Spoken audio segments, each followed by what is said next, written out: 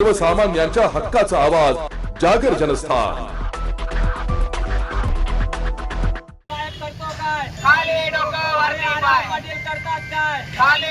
शहरातील पारोळा रस्त्याचे नूतनीकरण न केल्यास मोर्चा काढण्याचा शिवसेना उद्धव बाळासाहेब ठाकरे पक्षाने इशारा दिलाय।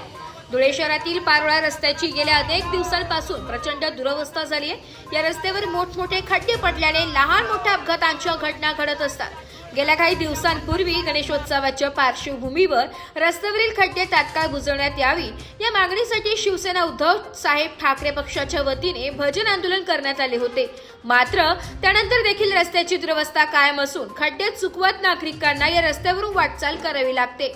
पारोळा रस्त्याचे लवकरात लवकर नूतनीकरण करण्यात यावे, अन्यथा महानगरपालिका तसेच सार्वजनिक बांधकाम विभागाच्या कार्यालयावर मोर्चा काढण्याचा इशारा आज शिवसेना उद्धव बाळासाहेब ठाकरे पक्षाच्या वतीने देण्यात आलाय।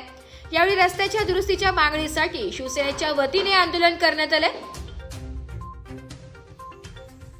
ठाकरे हा आहे धुळे शहराची जीवनवाहिनी पारोळा रोड। या पारोळा रोडला 12 कोटी रुपये मंजूर झालेले आहेत, पण लोकप्रतिनिधी सत्ताधारी मनपा सार्वजनिक बांधकाम विभाग आणि महाराष्ट्र जीवन प्राधिकरण यांच्यामध्ये 12 कोटीमध्ये कोणी किती पैसे द्यायचे त्याच्यामुळे झगडे चालू आहे।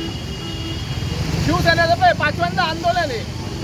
आम्ही आता शेवटचं अल्टिमेटम देतो बांधकाम विभाग, मनपा आणि जीवन प्राधिकरण आणि सत्ताधारी भारतीय जनता पार्टी।